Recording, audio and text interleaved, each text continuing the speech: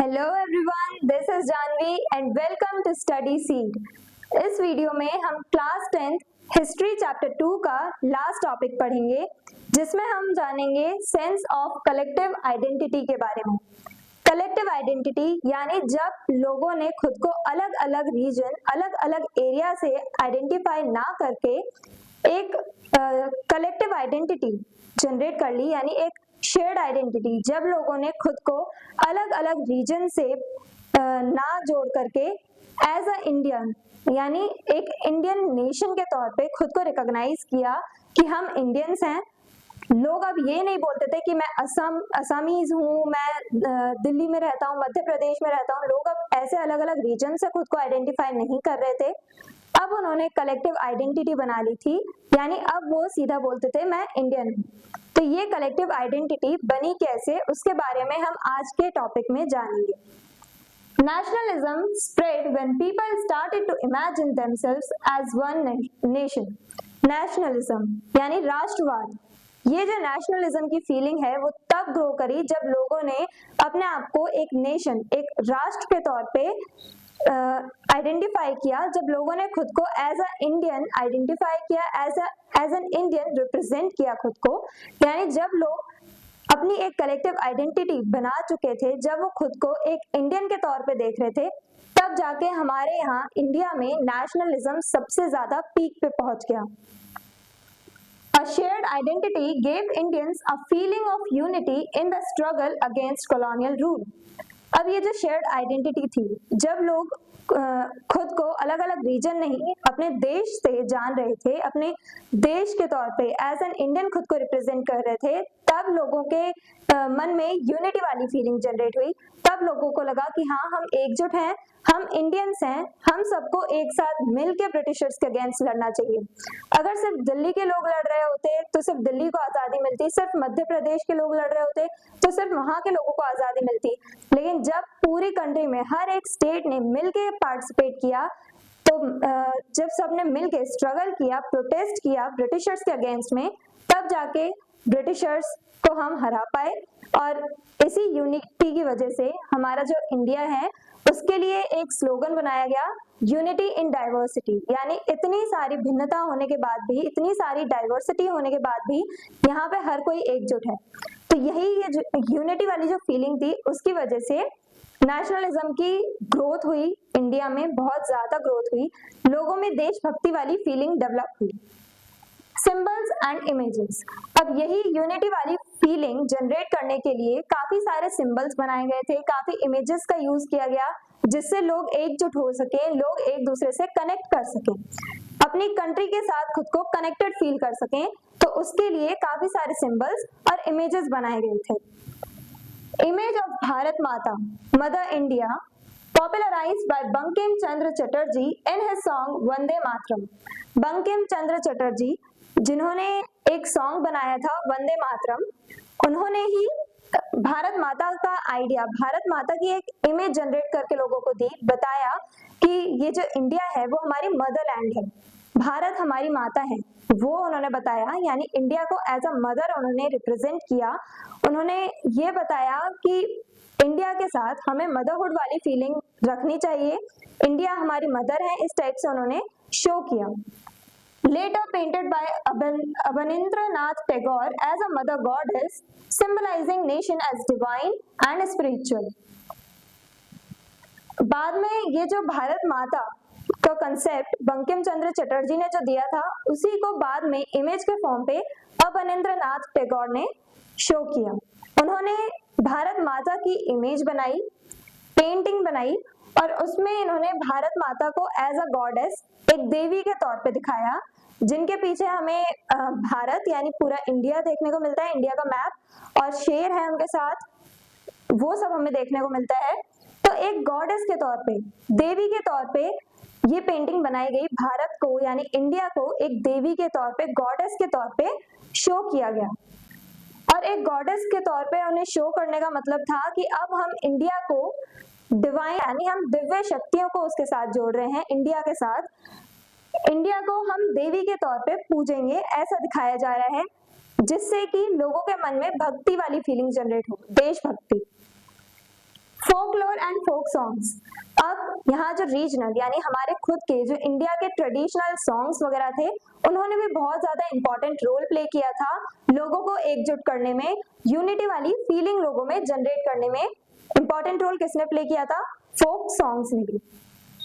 Nationalists collected folk tales, songs and legends. Folk यानी traditional, यहाँ India की जो अपनी चीजें हैं वो ट्रेडिशनल कहलाई जाएंगी। तो नेशनलिस्ट जो थे, जो हमारे नेशनलिस्ट लीडर्स थे, उन्होंने काफी सारे फोक टेल्स यानी यहाँ की जो ट्रेडिशनल स्टोरीज हैं वो, यहाँ के सॉन्ग्स और यहाँ के ट्रेडिशनल यानी फोक लेजेंड्स। यहाँ फोक लेजेंड्स कौन कौन है? जैसे हम देखते हैं लॉर्ड राम, लॉर्ड कृष्णा, ये हमारे फोक लेजेंड्स हैं, ये लेजेंड्स हैं हमारी इंडियन हिस्ट्री के। तो नेशनलिस्ट्स ने इन्हीं फोक टेल्स, फोक सॉन्ग्स और फोक लेजेंड्स की जो अलग अलग स्टोरीज हैं, इन सबको कलेक्ट किया और लोगों को सुनाया करते थे, स्टोरी सुनाते थे, इंडिया के जो ट्रेडिशनल वेज हैं उनके बारे में बताया करते थे, ताकि लोगों को पता चले कि हमारा कल्चर कैसा था, हम किस टाइप से ट्रेडिशंस को फॉलो किया करते थे, हम लोग कैसे रहा करते थे। जिसकी वजह से जब लोगों को ये सारी चीजें पता चलेंगी तो उसकी वजह से लोग खुद ही एक दूसरे के साथ कनेक्ट कर पाएंगे, यूनिटी वाली फीलिंग, एकजुटता वाली फीलिंग उनमें आ पाएगी। They believed folklore expressed the real spirit of the nation. जो नेशनलिस्ट थे उन्हें लगा कि उन्हें इस चीज पे बिलीव था, यकीन था कि ये जो फोक टेल्स हैं, ये जो हमारे ट्रेडिशनल स्टोरीज हैं, उन सब की मदद से हम लोगों के मन में इंडिया की इमेज क्रिएट कर पाएंगे, कि लोगों के मन में यूनिटी वाली फीलिंग जनरेट कर पाएंगे, जिससे कि लोग खुद को एज अ इंडियन देखें। Example, Rabindranath Tagore collected songs in Bengal. Example देखते हैं, रविंद्रनाथ टैगोर जो थे उन्होंने बंगाल में जो ट्रेडिशनल सॉन्ग्स थे उन्हें कंपाइल किया, उन्होंने बंगाल के जो ट्रेडिशनल सॉन्ग्स थे उन सबको कलेक्ट किया और लोगों को वो सारे सॉन्ग्स लोगों तक पहुंचाए। In Madras Natesha Shastri published the folklore of southern India. Madras में जो नतेशा शास्त्री थे उन्होंने एक बुक पब्लिश करी, the folklore of southern India, जिसमें हमें सदर्न इंडिया यानी कि केरला, तमिलनाडु, आंध्र प्रदेश, तेलंगाना, ये वाला जो रीजन है वहां के हमें हिस्ट्री, ट्रेडिशन और कल्चर के बारे में जानने को मिलता है इस बुक में, the folklore of southern India. तो ये किसने लिखी थी? नतेशा शास्त्री ने। इसी टाइप से ये folklores, folk tales, folk songs, इन सब के थ्रू लोगों को एक दूसरे के साथ जोड़ा गया, कनेक्टेड फील करवाया गया, यूनिटी वाली फीलिंग जनरेट करवाई गई लोगों के मन में। Nationalist figures and icons. Leaders used mythological and historical figures to inspire pride. अब pride यानी गर्व वाली फीलिंग भी लानी थी। जब लोग कहें कि हाँ हम इंडियन हैं तो उन्हें इस बात पे गर्व होना चाहिए कि हाँ हम इंडियन हैं। तो ये जो प्राइड वाली फीलिंग थी वो कैसे जनरेट करवाई गई? काफी सारे माइथोलॉजिकल यानी कि एक तरह से रिलीजन से जोड़ सकते हैं, कृष्णा, लॉर्ड राम, इन सब की कहानियां सुनाई गई। ये जो माइथोलॉजिकल लीडर्स थे उनके बारे में लोगों को बताया गया, और हिस्टोरिकल फिगर्स के बारे में जो हिस्ट्री में हमने जिनके बारे में रियलिटी में पढ़ा है, जैसे अभी तक अपनी टेक्स्ट बुक्स में पढ़ा है, जो बाहर से आए हुए लोग थे उनके अगेंस्ट में प्रोटेस्ट किए, जिन लोगों ने फॉरेन रूल जो था, फॉरेन रूलर्स जो थे उनके अगेंस्ट में जिन्होंने लड़ाई लड़ी, उन सब के बारे में भी बताया गया था लोगों को कि हमारे हिस्टोरिकल और मैथोलॉजिकल लीडर्स इस टाइप के हैं। तो ये सब जान करके हमें प्राइड वाली फीलिंग होनी चाहिए, गर्व होना चाहिए कि हमारे जो पूर्वज थे उनमें इतनी एक तरह से वो बहुत ज्यादा स्ट्रगल किया करते थे, वो हर चीज में सही के साथ रहते थे, वो गलत के खिलाफ लड़ा करते थे, आवाज उठाया करते थे। तो इस बात पे हमें गर्व होना चाहिए। एग्जाम्पल, शिवाजी और इनके बेटे Sambhaji, Maharana Pratap, glorified as symbols of resistance against foreign domination. Shivaji, Sambhaji, Maharana Pratap, ये कुछ ऐसे हमारे हिस्टोरिकल लीडर्स हैं जिन्होंने फॉरेन रूल, जब मुगल्स आए थे बाहर से, उन्होंने बहुत ज्यादा डोमिनेट करना स्टार्ट कर दिया था औरंगजेब के टाइम पे तो बहुत ज्यादा कंडीशंस बेकार हो चुकी थी। यहाँ पे लोगों को, इंडियन लोग जो थे उन्हें ऑप्रेस किया जा रहा था, उन लोगों के साथ बहुत ज्यादा डिस्क्रिमिनेशन होता था, भेदभाव किया जाता था, उन पर अत्याचार किया जाता था। यानी कि ओवरऑल देखा जाए तो इंडियंस बहुत ज्यादा सफर कर रहे थे। तो शिवाजी, महाराणा प्रताप, इन सब ने बहुत ज्यादा बहादुरी के साथ स्ट्रगल करा, इन्होंने लड़ाई लड़ी उस फॉरेन रूल के अगेंस्ट में। तो इन सब की कहानियां लोगों को सुनाई जा रही थी। ब्रिटिश इंडिया में जो लोग थे उन लोगों को ये सारी कहानियां सुनाई जा रही थी, जिससे कि लोग फील कर पाए कि हाँ, हमारे पूर्वज इतने बहादुर थे तो हमें भी थोड़ी बहादुरी दिखानी पड़ेगी, हमें भी थोड़ा करेज होना चाहिए कि हम लड़ सकें सामने वाले से, अपने कंट्री को आजाद करवाने के लिए, अपने देश को आजाद करवाने के लिए। रीइंटरप्रिटेशन ऑफ हिस्ट्री। अब जो हमारी हिस्ट्री है, जो हमारी रिच हिस्ट्री रही है इंडिया की, उसके बारे में लोगों को बताया जा रहा था। उसके हिस्ट्री में, मतलब हमारे हिस्ट्री में जितनी भी चीजें हैं वो सब लोगों को पढ़ाई जा रही थी, सिखाई जा रही थी, ये बताने के लिए कि हमारी हिस्ट्री, हमारा इतिहास इतना अच्छा रहा है। हमारी हिस्ट्री में काफी सारी ऐसी चीजें हैं जो इंडियन कल्चर को सबसे ज्यादा डोमिनेटिंग बताता है, यानी कि इंडियन कल्चर सबसे ज्यादा पीक पे था, बेस्ट था। अब वो कैसे, वो हम अभी जानेंगे। Nationalists wrote about India's glorious past.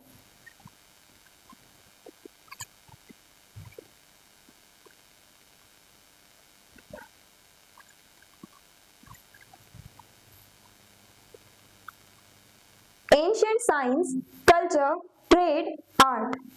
अब नेशनलिस्ट जो थे उन्होंने इंडियंस को बताया कि कैसे हमारे जो पास्ट है, यानी हमारा जो इतिहास है वो बहुत भव्यशाली, बहुत ज्यादा ग्लोरियस रहा है। इंडियंस को, हमारे जो इंडियंस थे ब्रिटिश इंडिया के टाइम पीरियड पे, उन्हें बताया गया कि कैसे एंशिएंट इंडिया, यानी बहुत पुराने टाइम पे जो इंडिया था उसका कल्चर कैसा था, इंडिया में लोग रहा कैसे करते थे। हड़प्पन सिविलाइजेशन के बारे में भी आपने पढ़ा होगा, जिसमें पता चलता है कि हड़प्पन सिविलाइजेशन कितनी ज्यादा डेवलप थी, तो वो भी इंडिया के ही रीजन में डेवलप हुई थी। इंडियन सिविलाइजेशन थी वो, सबसे पुरानी सिविलाइजेशन हड़प्पन सिविलाइजेशन। तो इन सब चीजों के बारे में बताया गया लोगों को। हमारे एंशिएंट टाइम के बारे में बताया गया। पुराने टाइम पे एंशिएंट इंडिया में साइंस भी बहुत ज्यादा डेवलप कर चुकी थी, हमारा कल्चर बहुत ज्यादा रिच था, संस्कृति, उसके बारे में लोगों को बताया गया। ट्रेड कैसे हुआ करता था, आर्ट कितना ज्यादा डेवलप कर चुका था इंडिया में। इंडिया का जो कल्चर है, ट्रेडिशन है, वो हमेशा से बहुत ज्यादा रिच रहा है।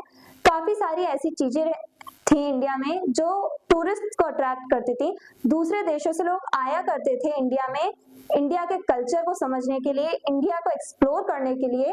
और ये जो इंडिया की साइंस है, इंडिया में साइंस डेवलप हुई, इंडिया में ही मैथ्स भी डेवलप हुई, तो उस सब के बारे में जानने के लिए भी लोग आया करते थे।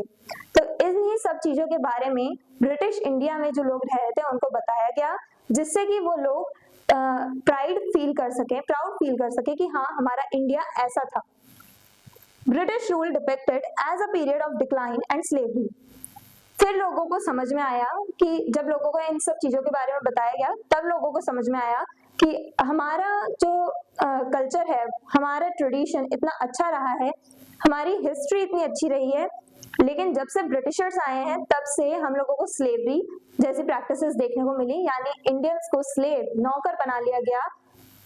और इंडिया का जो एक तरह से टाइम जब पीक पे था एकदम, जब इंडिया बहुत तेजी से ग्रो कर रहा था, आगे बढ़ रहा था, डेवलप हो रहा था, उस टाइम को रोकने वाले भी ब्रिटिशर्स ही थे।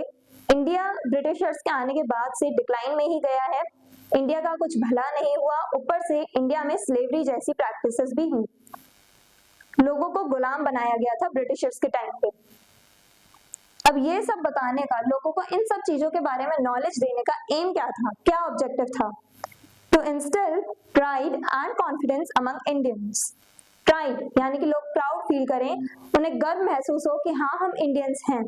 इंडियंस को अपने कल्चर के बारे में जब पता चलेगा कि हाँ, सबसे ऊपर हम ही थे पूरे वर्ल्ड में, हमारा ही कल्चर इतना बेस्ट था, लोग दूसरे रीजन से आया करते थे, बाहर से फॉरेन लोग आया करते थे इंडिया में हमारे कल्चर को जानने पहचानने के लिए, इंडिया को एक्सप्लोर करने के लिए।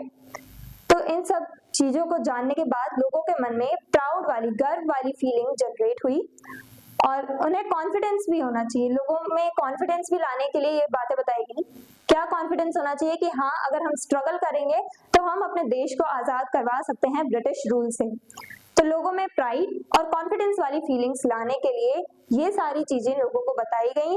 इंडिया के कल्चर के बारे में बताया गया, इंडियन हिस्ट्री के बारे में बताया गया, इंडिया में सिंबल्स, इमेजेस जनरेट करे गए, फोक सॉन्ग्स और नेशनलिस्ट फिगर्स, आइकन्स, ये सब जनरेट किए गए, जिससे कि लोगों में नेशनलिस्ट वाली फीलिंग लाई जा सके, लोगों को एकजुट किया जा सके, जिससे कि सब मिलजुल कर ब्रिटिशर्स के अगेंस्ट लड़ाई लड़ें।